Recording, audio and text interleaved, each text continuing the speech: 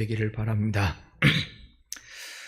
오늘은 누가복음 강의의 80번째 시간으로 심판하실 하나님을 두려워하라, 이런 제목으로 함께 말씀 나누겠습니다.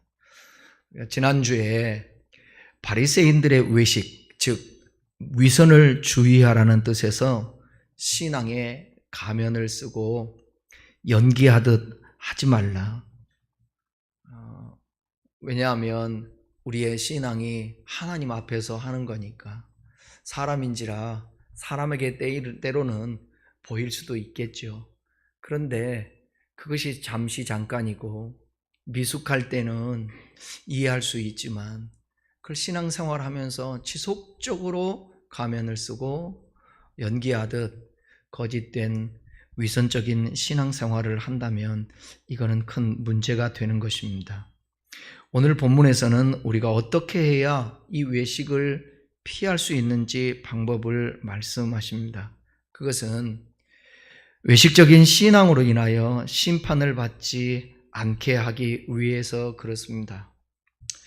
먼저 예수님께서는 왜 사람들이 이 무서운 외식, 심판이 있는, 화 있을진저라고 말씀하셨던 그 예수님, 심판을 반드시 받을 것이라고 말을 했는데 왜 사람들이 외식에 빠지는지에 대해서 설명해 주는 내용들이 우리가 있습니다.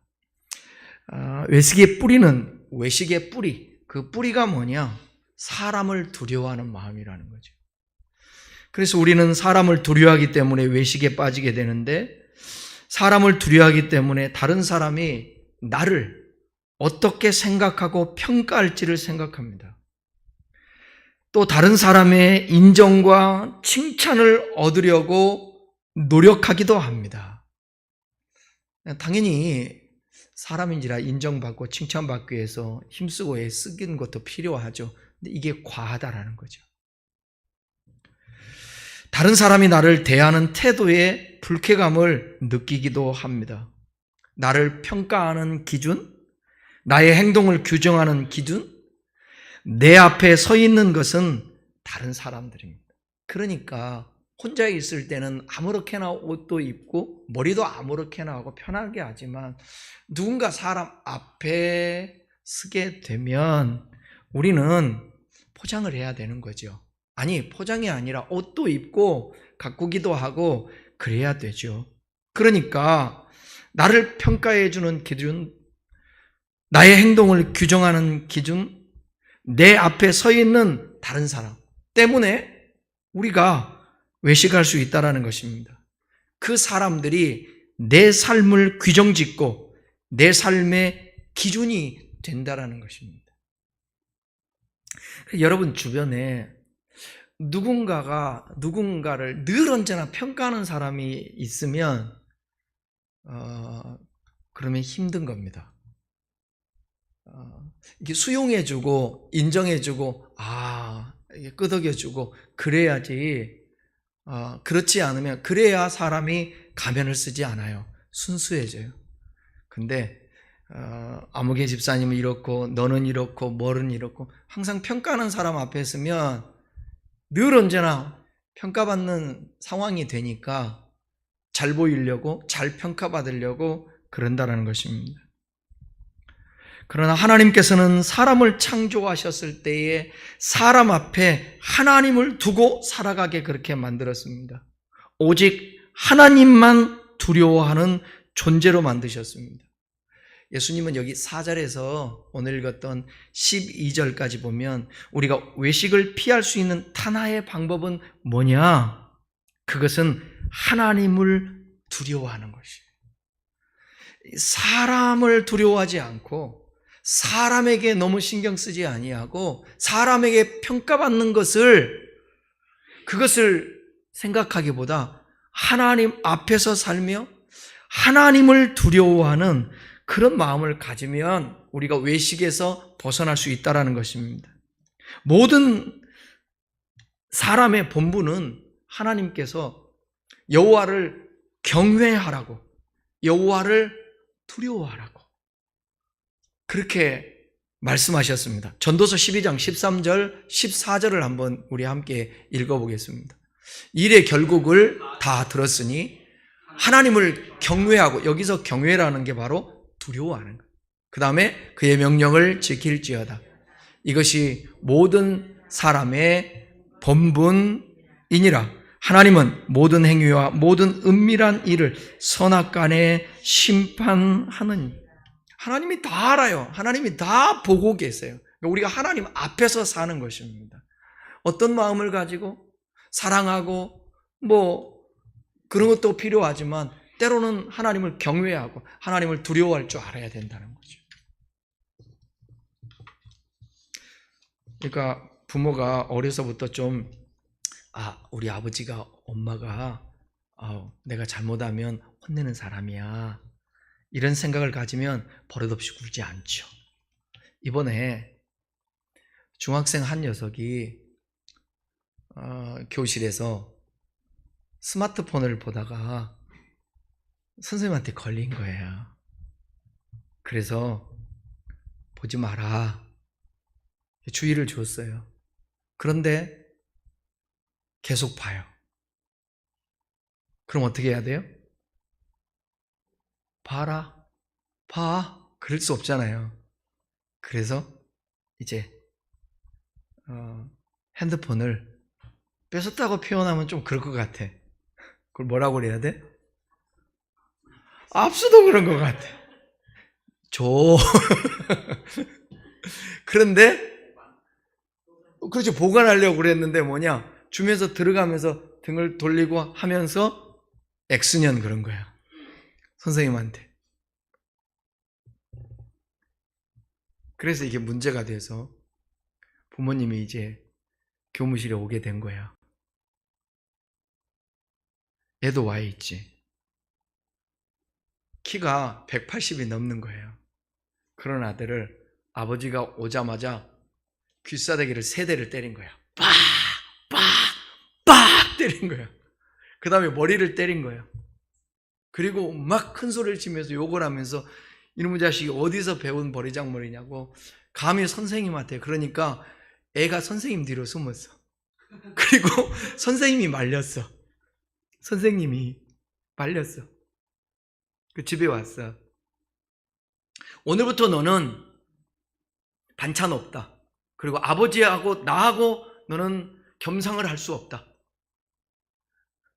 그 여동생이 있는데 걔하고만 겸상하는 거야, 엄마랑. 그러니까 엄마는 막 미치겠는 거죠. 이 엄마가 글을 올린 거예요. 어떻게 하면 좋냐고. 그래서 엄마는 불쌍하니까 반찬도 없이 밥 말아가지고 국에다가 방에다가 집어넣어 준 거예요.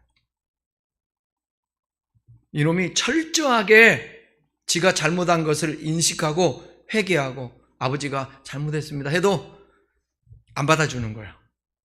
그러니까 엄마가 두려운 거예요. 얘가 또 아빠가 오고 이러면 단절되면 안 되니까. 그래서 어쩌면 좋습니까 하고 SNS에다가 올린 거예요. 그러니까 별말들이 다 올라온 거예요. 야, 요즘같이 저런 부모가 있는가 통쾌하다. 그리고 이 아이는 그게 부모가 그렇게 폭력을 쓰면 안 되겠지만 그래도 그 자식이 수용을 하고 관계가 그렇게 아빠하고 아이하고 좋았다는 거예요. 내가 너를 그렇게 가르치면서 너무 화가 나 있는 거예요. 아빠가 감히 선생님을. 그렇잖아요. 우리 또래든지 좀 몇 살 저보다 어릴 거 아니에요? 학교 다닐 때 많이 맞기도 하고 주의도 받기도 하고 그랬었는데 우리가 제일 무서운 게 학교 다닐 때 뭐였어요? 선생님인데 선생님이 하는 말 중에 제일 무서운 거 부모님 모시고 와 이거였잖아. 우리 너 엄마 아빠 모시고 와. 이 소리 들으면 쥐가 나는 거예요. 난리가 나죠. 그러면 집에 가서 어떻게 얘기해요? 아버지 왜? 뭐 땀식으냐? 선생님이요. 선생님이요. 어쨌다고? 옷이라 멋이었죠? 이렇게 되잖아요. 그러니까 무서운 거예요. 때로는 모르겠어요. 이게 서로 간에 의견이 분분할 수 있는데 어쨌든 부모에 대해서도 때로는 두려움도 가지고 그런 것들 어떨 때는 머리에 올라타기도 하고 아빠 엉덩이도 칠 수 있고 아빠하고 농담할 수도 있지만, 그러나 때로는 우리 아빠는 어느 경계선이 있어. 선을 넘으면 안 돼. 이런 것들이 부모에 대한 존경, 두려움이 필요하다라는 것입니다.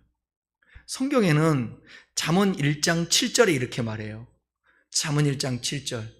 여호와를 경외하는 것이 지식의 근본이오늘 미련한 자는 지혜와 훈계를 멸시하느니라.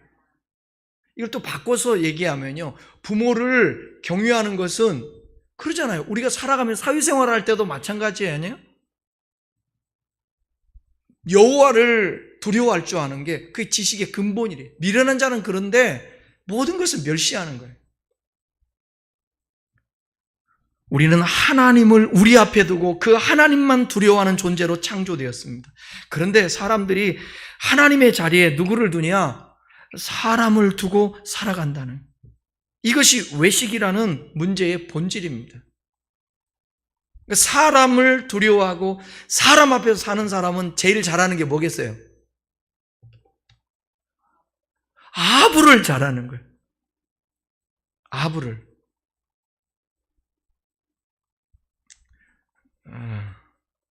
어떻게 아부 좀 하고 살아야 됩니까? 어떻게 해야 돼요? 필요해요?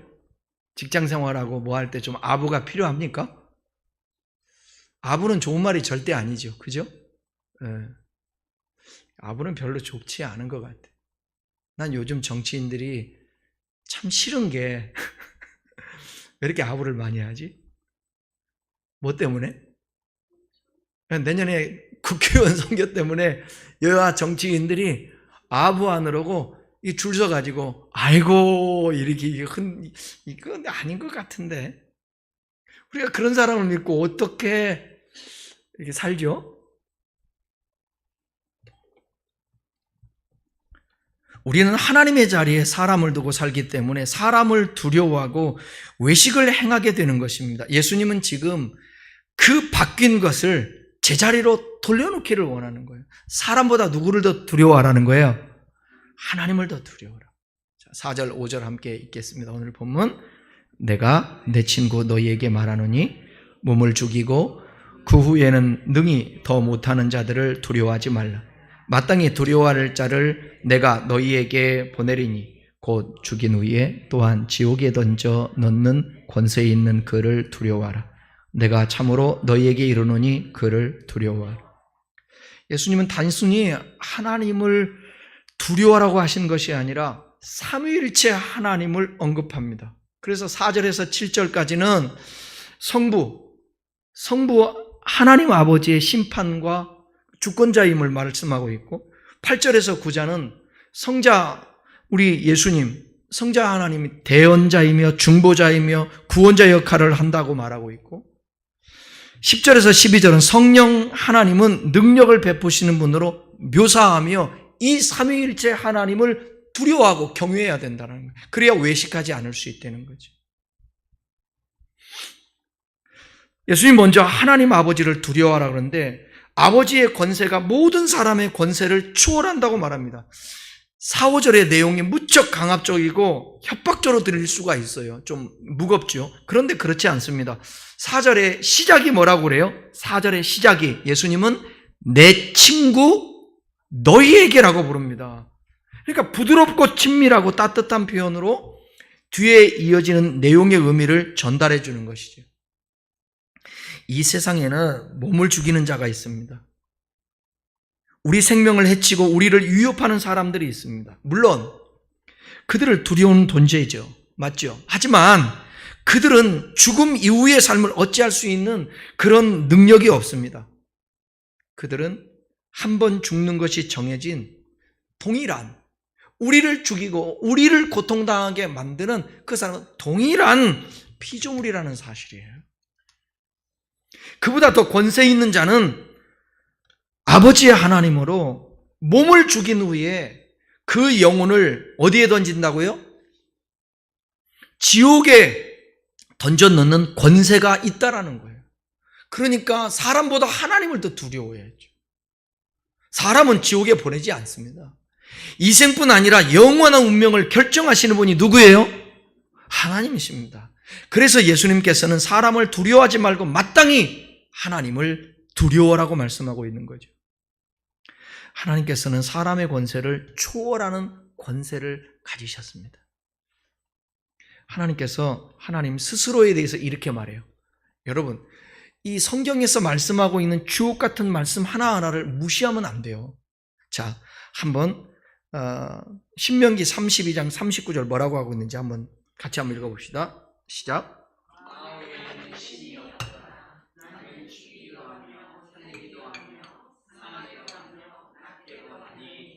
내 손에서 능히 빼앗을 자가 없도다.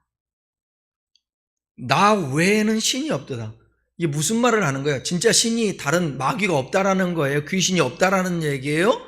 이거는 유일하시고 우월하신 하나님인 것을 말하죠. 그 하나님이 죽이기도 하고 살리기도 해요. 상하게도 하고 낫게도 해요. 그분이 하나님이시라는 거예요. 이 하나님을 믿고 살아봐요. 스코틀랜드에서 종교개혁을 일으켰던 종교개혁자 존 낙스라고 있습니다. 존 낙스는 묘비에 보면 이렇게 글귀가 적혀 있는데 뭐라고 써져 있느냐? 하나님을 두려워하고 결코 인간을 두려워한 일이 없는 자가 여기 잠드노라 그랬어요.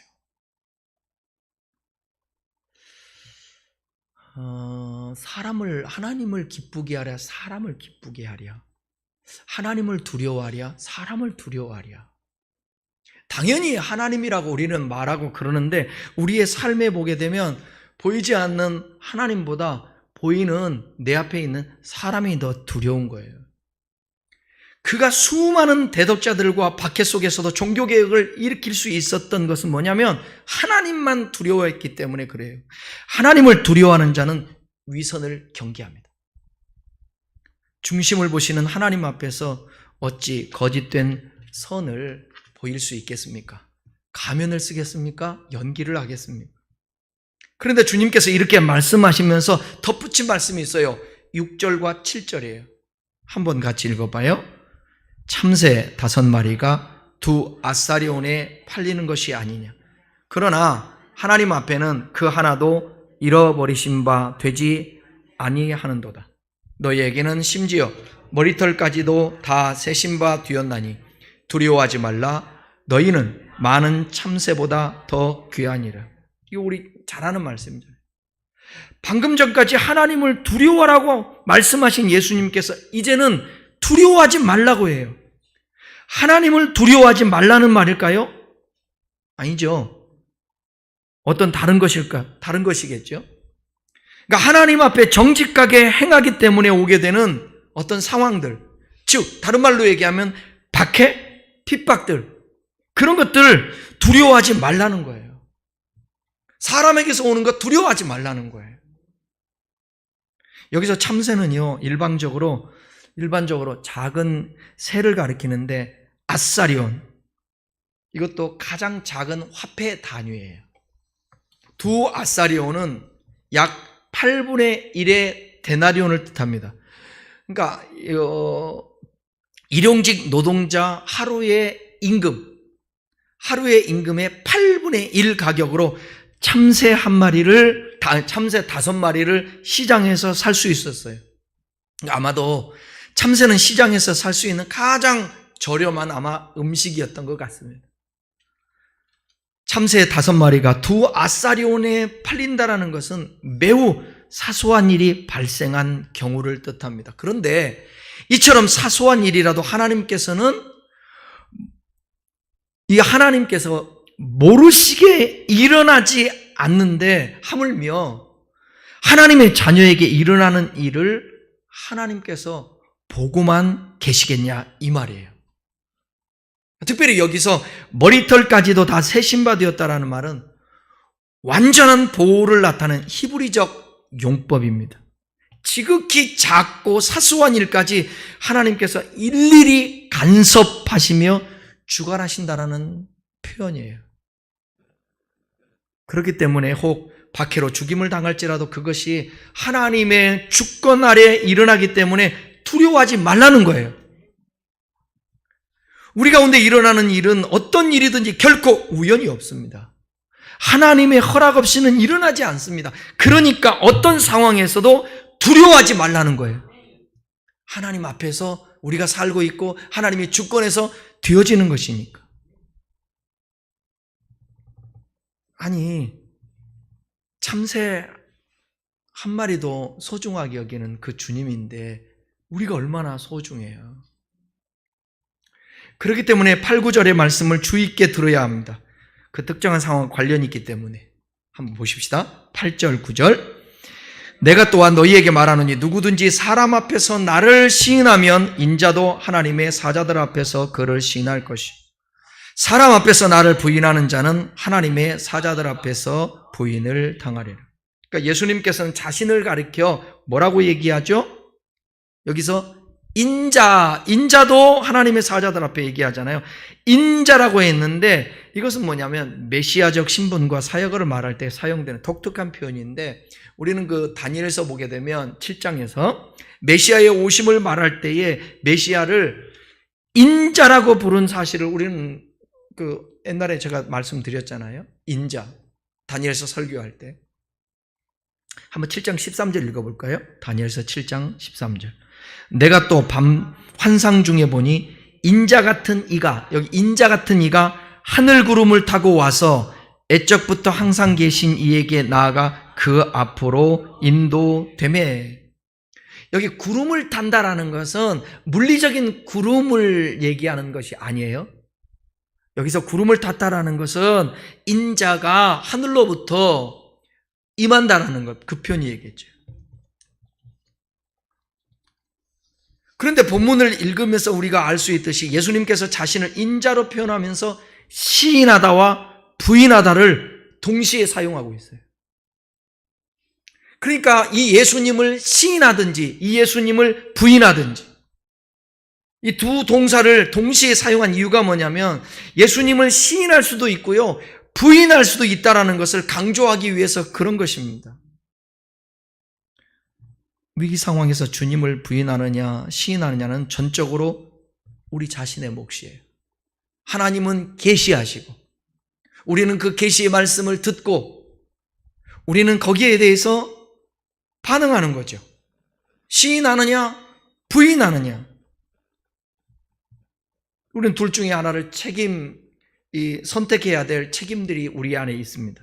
그런데 본문을 주의 있게 살펴보면요, 왜 우리가 사람 앞에서 주님을 시인하고 부인하지 말아야 될 수 있는가를 말씀하고 있는데, 우리가 사람 앞에서 예수님을 시인하지만 예수님께서는 우리를 하나님 앞에서 시인하겠다는 거예요. 주님을 시인하면 중보자 되신 그 주님이 하나님 앞에서 시인해 주겠다. 우리가 사람 앞에서 주님을 부인하지만 예수님께서는 우리를 누구 앞에서 부인한다는 거예요? 하나님 앞에서. 여러분 생각해, 내가 모른다는 거예요. 나 너 몰라. 얼마나 무서운 거야 이게. 나 너 모른다. 사람 앞에서 부인을 당하고 시인을 당하는 것과 하나님 앞에서 부인을 당하고 시인을 당하는 것은 비교할 수 없습니다. 그렇기 때문에 우리는 잠시 육신의 편안함을 위해 잠시 주님을 부인함으로 영원히 주님께 부인을 당해서는 안 된다는 것이에요. 유대교는 초대교회의 놀라운 부흥의 위협을 느껴서 베드로, 요한을 체포해서요, 감옥에 가두고 그들에게 복음을 전하지 못하게 해야 합니다. 그런데 베드로와 요한은 어떻게 했어요? 사도행전 4장 19절로 20절 한번 보십시다. 자, 베드로와 요한이 대답하여 이르되 하나님 앞에서 너희의 말을 듣는 것이 하나님의 말씀을 듣는 것보다 옳은가 판단하라. 이 목숨을 거는 이 소리예요. 그 다음에 20절, 우리는 보고 들은 것을 말하지 아니할 수 없다. 진짜 그러니까 신앙을 가지면요, 목에 칼이 들어와도요 바른 증언을 해요. 옳은 얘기를 한다고. 법정에 있어서 거짓말 안 한다니까. 거짓 증언 안 해요. 정치인들을 보십시오. 청문회 때 보면 아니래. 나중에 보니까 거짓말해. 그래서 자꾸 특검을 하자, 국정조사 하자, 이러는 이유들이 특검을 하자, 그런 이유들은 거짓말을 할 경우에 나중에 들통이 나면 이 법적으로 고발당할 수 있거든요. 일반 이런 청문회에서는 거짓말해도 그냥 넘어갈 수 있으니까 거짓말하는 거예요. 근데 하나님 앞에서 우리 사는 우리들이 여러분 나 살고자 나 얻고자 거짓말하면 되겠어요?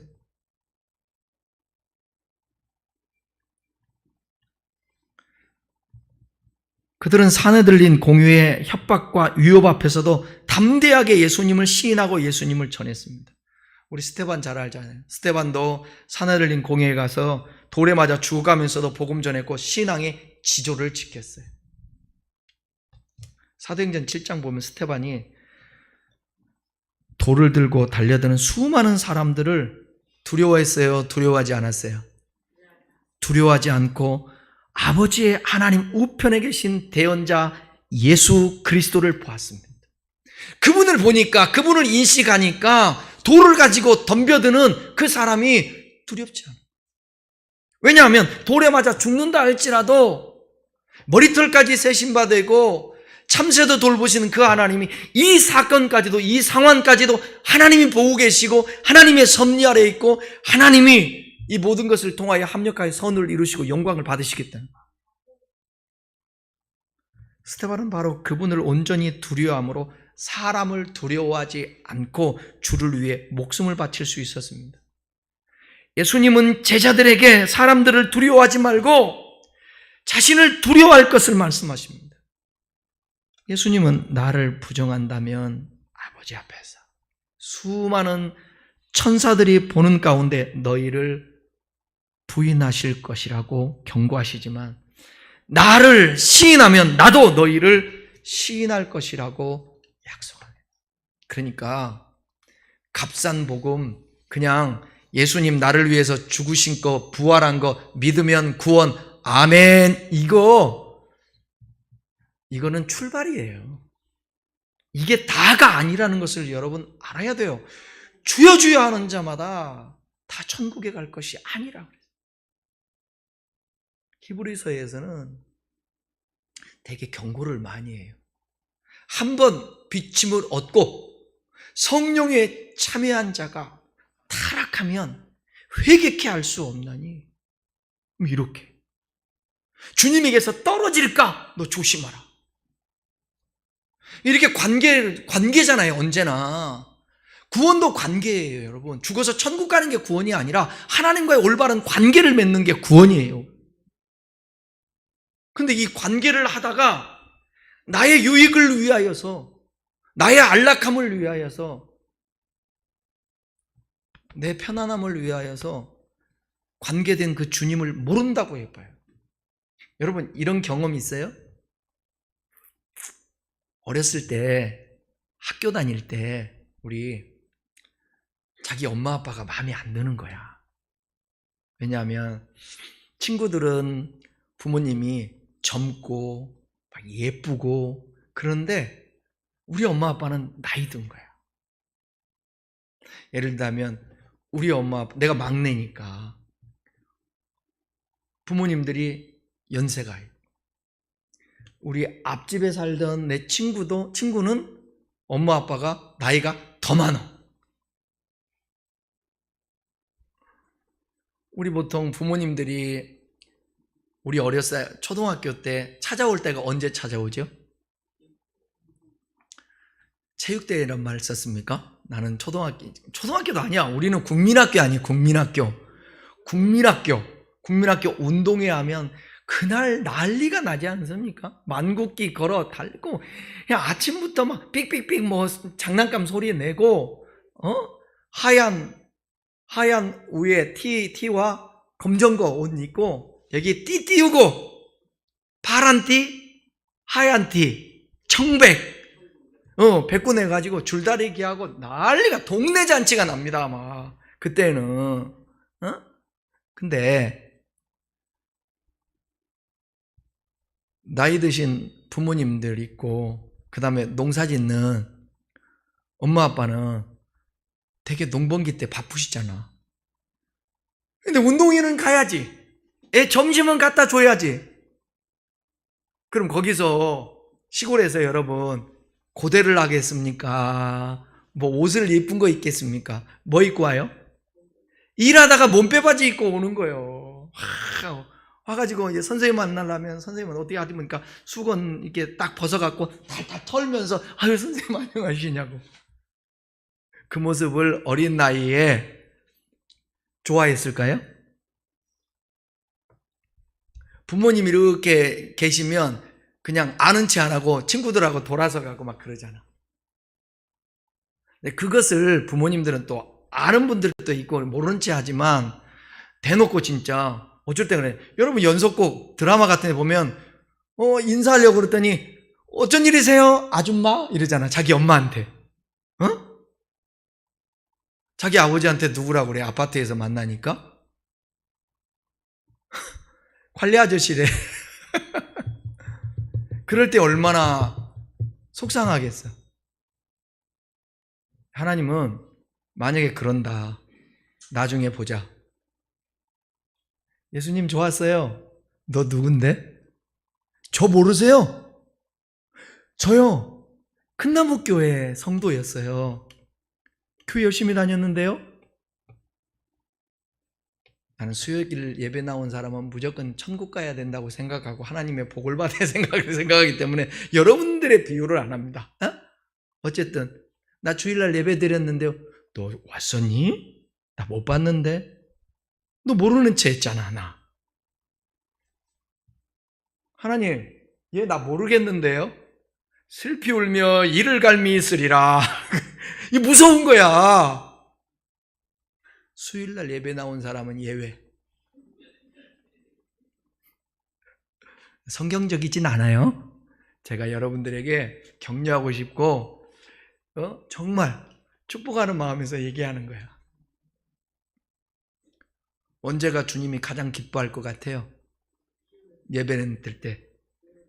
비 오는 수요일. 오늘이네 딱. 비 오는 수요일. 비 오는 수요일. 저는 예배 안 나오는 사람 보고 열 안 받습니다. 나온 사람 보고 행복해합니다. 나는 그러니까 예배들 올라올 때 난 이 자리가 난 행복해. 나는 목사님들한테 같이 교제할 때 얘기했더니 좋겠다 이러는데 어떤 사람은 나도 그래 그런 사람이 있고. 목사는 이 강단에 올라오는 게 기쁨이 아니면 그만둬야지. 은퇴하는 시간이 나는 그래요. 목회는 은퇴를 언제 해야 되느냐? 굳이 말하라면 뭐냐? 강단에 올라오는 시간이 싫은 거야. 두려운 거야. 짜증나는 거야. 근데 또 한 가지 잘 생각해야 돼. 뭐냐면 자기는 행복하고 좋아도 회중들이 힘들고 짜증나게 하면 그만둬야 돼. 객관적으로도 평가를 받아야 돼. 주관적인 것도 있지만. 성도들은 다 좋아하고 박수를 쳐 막. 너무 좋대. 근데 올라오는 게 지옥이야. 그럼 그만둬야 돼. 여러분 꼭 잊지 마세요. 주님을 평상시에 모든 삶 가운데서 그분을 시인하며 살아야 돼요. 그래야 주님도 우리를 시인해 줘요. 예수님은 10절과 12절에서 성령 하나님을 경외하라고 말씀해요. 자, 10절 12절에 읽습니다. 누구든지 말로 인자를 거역하면 사하심을 받으려니와 성령을 모독하는 자는 사하심을 받지 못하리라. 사람이 너희를 휘당이나 위정자 권세 있는 자 앞에 끌고 가거든 어떻게 무엇으로 대답하여 무엇으로 말할까 염려하지 말라. 마땅히 할 말을 성령이 곧 그때에 너희에게 가르치시니라 하시니라. 사실 예수님 안에서 용서받지 못할 죄란 없습니다. 심지어 주를 부인했던 베드로와 예수 믿는 자를 잡아 죽이는 일에 앞장섰던 사도 바울도 용서를 받았습니다. 그런데 예수님께서 유독 성령을 모독하는 것은 사함을 받지 못한다고 말씀하셨기 때문에 이 말씀을 어떻게 이해해야 할지에 대해서는 의견들이 분분합니다. 과연, 이게 중요한 부분이에요. 과연 성령을 모독한다는 게 무슨 의미일까? 성령께서 하시는 일은 많습니다. 무엇보다도 성령은요, 우리의 죄를 책망하시고 회개하게 하십니다. 그게 이제 요한복음 16장 9절 10절에 나오죠. 그런데 성령께서 죄를 회개하라고 하시는데 이를 끝까지 거역해요. 의도적으로 거역해요. 안 믿겠다라는 거예요. 그러면 죄 사함을 받고 구원을 받을 수 있을까요? 없는 거예요. 끝까지 부인하는데, 회개 안 하겠다는데, 성령께서는 회개하기를 원하는데, 성령을 모독하면 죄 사함을 받지 못한다고 하는 것은 바로 이것을 염두에 두고 말씀하신 것입니다. 그러니까 이미 구원받은 그리스도인은 이 구절과는 조금 거리가 좀 먼 부분이 있겠죠. 혹자는 말해요. 방언이나 예언의 은사를 부인하는 자는 죄 사함을 받지 못한다고 주장하는데 그것은 말이 되지 않죠. 왜냐하면 이런 주장을 하는 자들은 그리스도인인데 그들이 방언이나 예언의 은사를 부인했다고 죄 사함을 받지 못했다고 주장하는 것은 어불성설입니다. 왜냐하면 우리 주변에도 예수님 말씀대로 살아가는데 그 방언에 대해서 부정하는 사람들도 있거든요. 꼭 그렇다고 해서 그것이 죄 사함 받지 못하는 그런 성령을 거역하는 죄일까? 그것은 좀 생각할 부분이 있죠. 누구든지 말로 인자를 거역하면 사하심을 받으려니와 성령을 모독하는 자는 사하심을 받지 못하리라. 이 10절에서 초대교회 시대는 이 말씀이 굉장히 중요했습니다. 많은 사람들이 사자밥이 되거나 순교를 당하고 고문을 당하기도 했습니다. 그런 극심한 고문 가운데 예수를 부인하는 자들이 있었어요. 그래서 초대교회에서는 이러한 사람들을 받아들여야 할지 그 부분에 대해서 의견이 분분했습니다. 10절에서는 분명히 말로 인자를 거역한 자는 용서를 받는데요. 말로. 그런데 예수님께서 용서받지 못하는 죄에 대해서 언급하는데 그건 뭐라고요? 성령을 모독하는 자는 사함을 받지 못한다는 거예요. 성령 모독죄가 뭘까? 성령을 모독한다는 건 성령의 역사를 거부하는 거예요. 성경에서 성령은 하나님과 그리스도를 증언하시잖아요. 그리고 죄를 깨닫게 하십니다. 성령은 예수 그리스도의 하신 말씀과 능력을 통해서 하나님의 영광을 그들에게 비추셨고 그들의 죄를 깨닫게 하셨으나 그것을 거절하는 자는 결국은 하나님께 용서받지 못하고 지옥 가게 된다는 것이에요. 주님은 성령을 통하여서 당신을 계시하시고 주님을 부인하고 믿지 않으면 심판을 받을 것이다. 오직 구원은 예수 그리스도로 말미암아서 우리가 사함을 받을 수 있다. 성령께서 그렇게 감동하시고 역사하고 믿게 하려고 하고 있는데 이걸 거부하는 것입니다. 이것을 보통 전통적인 우리 신학에서 성령 모독죄라고 말하는 거예요. 조금 사람이 부인할 수도 있습니다. 왜? 믿음이 아직 연약해서 너무 힘들 것 같아서 주님을 부인할 수 있어요. 그런데 뒤돌아가서 가슴을 쳐. 누구처럼? 베드로처럼. 그리고 회개해. 부인했는데.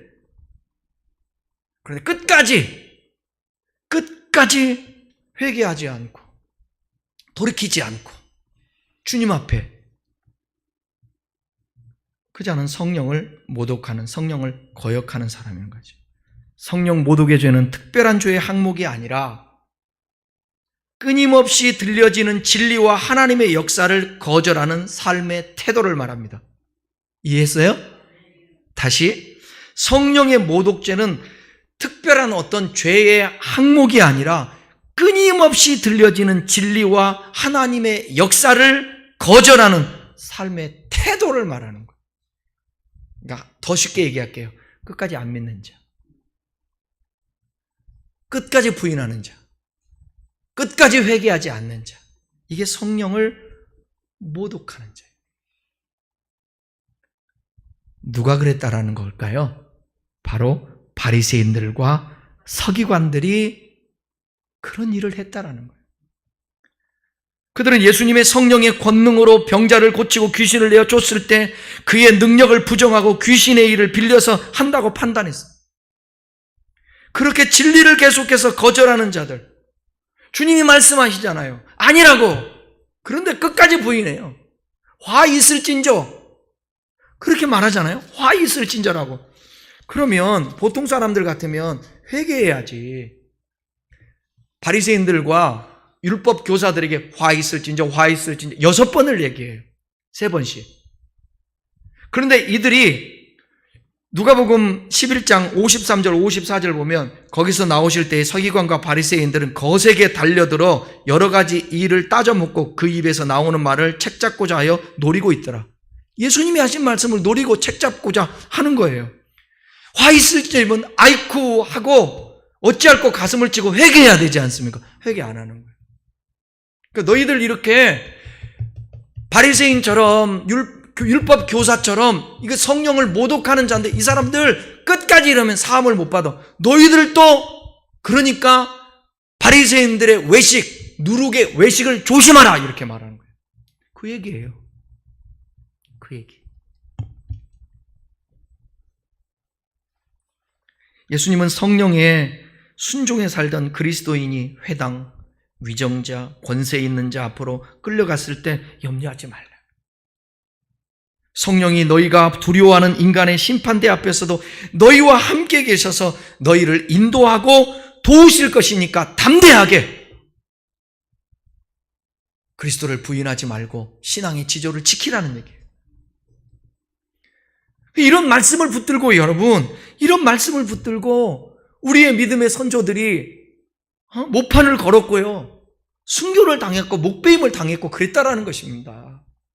이런 말씀이 축적돼서 믿음이 생길 때에 우리도 순교를 당할 수 있고, 아니 순교라는 게 거대한 순교가 아니라도 작은 일에서도 주님 부인하지 않고 사람을 두려워하지 않고 하나님 두려워하고 사람 눈치 보지 않고 하나님 눈치 보고 사람 기쁘게 하려다가 하나님 무시하지 않고 그럴 수 있는 것입니다.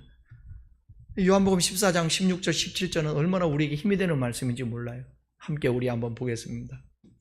내가 아버지께 구하겠으니 그가 또 다른 보혜사를 너희에게 주사 영원토록 너희와 함께 있게 하시리니 그는 진리의 영이라 세상은 능히 그를 받지 못하나니 이는 그를 보지도 못하고 알지도 못함이라. 그러나 너희는 그를 아나니 그는 너희와 함께 거하심이요 또 너희 속에 계시겠음이니라.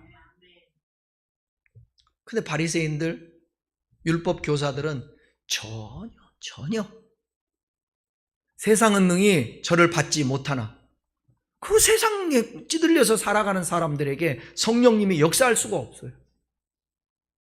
그런데 우리 안에 누가 계시다고요? 성령님이 계시다. 성령님이. 그래서 때로는 우리를 책망하잖아요. 우리 양심을 막 두드리잖아요. 여러분, 저는 그렇게 생각해요. 이 사회에 예수를 믿든 안 믿든 최소한도 인간이라고 한다면 일말의 양심이 있어야 돼요. 나는 정치인들이 양심이 있었으면 좋겠어. 지도자들이 양심이 있었으면 좋겠어. 목회자들은 저를 비롯해서 양심이 있어야 되고 성도들 그리스도인도 양심이 있어야 돼. 잘못할 수 있어. 실수할 수 있어요. 그런데 하나님의 말씀과 성령이 역사하기 때문에 이 양심이 이 속에서 살아나는 것이에요. 이 세상에 양심이 살아나면 세상은 아름다워질 수 있어요. 더. 그걸 누가 역사한다고요? 성령이 그렇게 역사한다는 것입니다. 우리는 권세 있는 자들 앞에 섰을 때 두려울 수 있어요. 그러나 예수님은 사람을 두려워하지 말고 너희 안에서 영원히 함께 하시며 매 순간에도 너희에게 말할 바를 알려주시는 성령님을 두려워하라고 말씀하고 있습니다. 생각해 보세요. 땅이 혼돈해요. 흑암이 깊음이 있어요. 막 공허해요. 이렇게 계속 유지된다면 이 두려움이 아닙니까? 두려움. 여러분, 캄캄하다고 생각해 보세요. 캄캄하다고. 실험을 했는데요. 아이가 태어났는데 눈을 가렸어요. 눈을 태어나면서 눈을 가렸어요. 눈을 가려놨는데 시간이 지나면서 이제 안대를 벗겼어요. 생물학적으로 검사를 해봤어요. 눈에는 아무런 이상이 없어요. 눈에는. 근데 못 봐요. 얼마나 여러분이 충격입니까?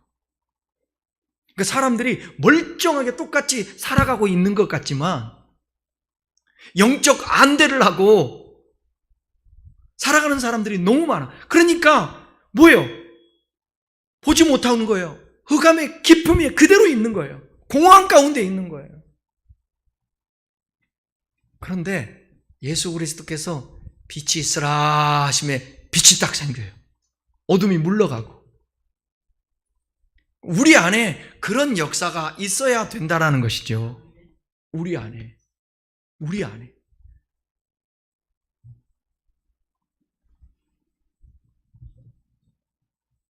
사람을 두려워하지 말고 하나님을 두려워한대. 내가 영원히 어둠 속에서 산다고 그런다면 어떡하지? 흑암이 계속 짓누르고 있으면 어떡하지? 공허하면 어떡하지? 이걸 두려워해야지. 그래서 하나님을 찾아야지요. 저는 고난이 인간에게 유익이고 율법은 예수께로 가는 몽학선생이라고 하는데 저는 진짜 이 삶을 살아내고 경험하고 성경을 보면서 고난은요, 고통은요, C.S. 루이스는 하나님의 확성기라고 말하기도 하거든요. 고난을 당하면 귀를 닫았다가 들어요. 근데 저는 이렇게도 말하고 싶어요. 고난은 예수께로 인도하는 몽학선생이라고. 사람이 고난당하고 어떻게 할 수 없고 계속 어둠이 있고 이게 너무 두려운 일 아닙니까? 공허함이 두려운 일 아닙니까? 여기서 빠져나오려고 주님 앞에 나가는 거예요.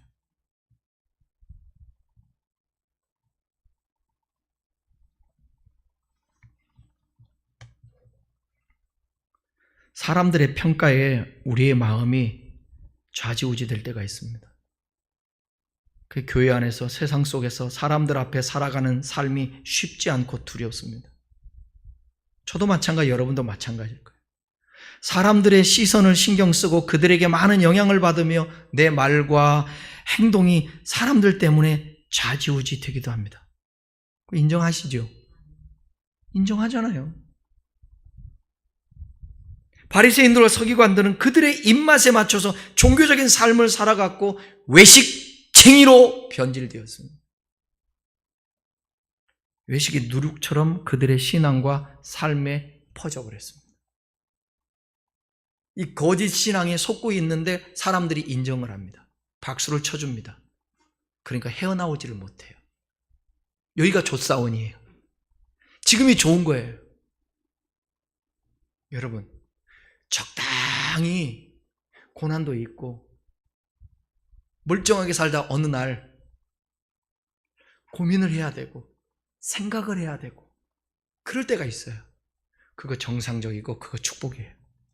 아무런 문제 없이 그냥 살아가고 맨날 희낙 나가고 살아간 사람, 이 사람을 고급진 용어로 뭐라고 그래요?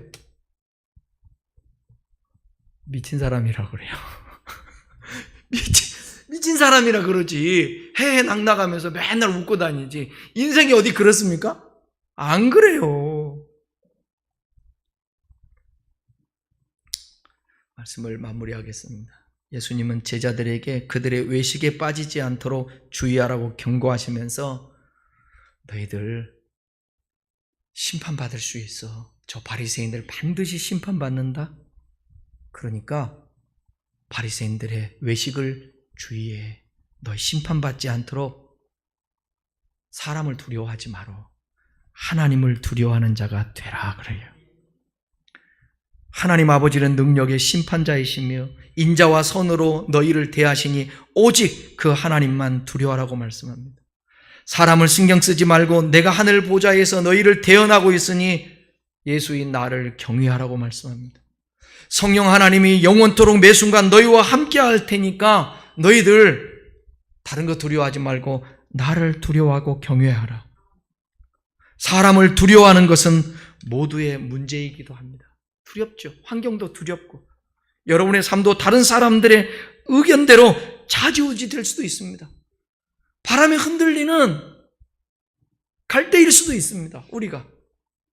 그러나 거기에 머무르면 안 되는 거예요. 사람들의 평판이 아닌 살아계신 하나님 앞에서 내가 어떤 사람인지를 생각하시기 바랍니다. 언젠가 나의 참모습은 하나님 앞에서 온전히 드러나게 되어 있어요. 나는 공의의 하나님을 믿습니다. 세상에서도 여러분, 세상에서도 얼마나 억울하겠어요. 나는 사람을 죽인 일이 없어요. 나는 안 죽였어요. 그런데 죽였다고 검찰에서 구속영장 청구해가지고 법원에다가 냈더니 조작해서 만들어서 25년 살았잖아, 살인자로. 목사님이 나오니까 70살이야.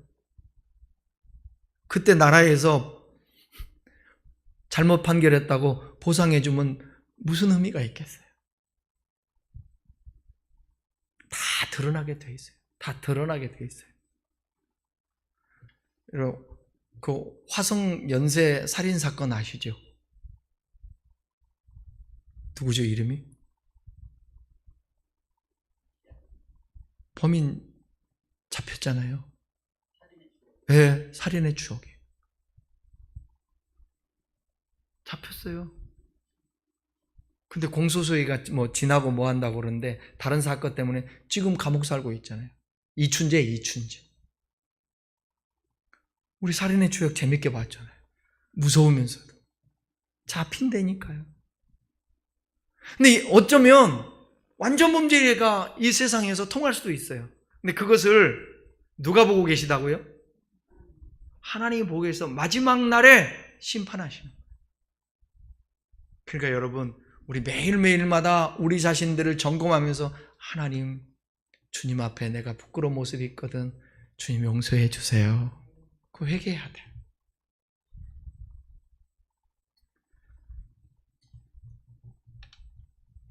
사람의 평판이 아닌 살아계신 하나님 앞에서 늘 언제나 여러분 자신들을 점검할 수 있기를 바랍니다. 여러분 앞에 사람을 두지 말고 하나님을 두십시오.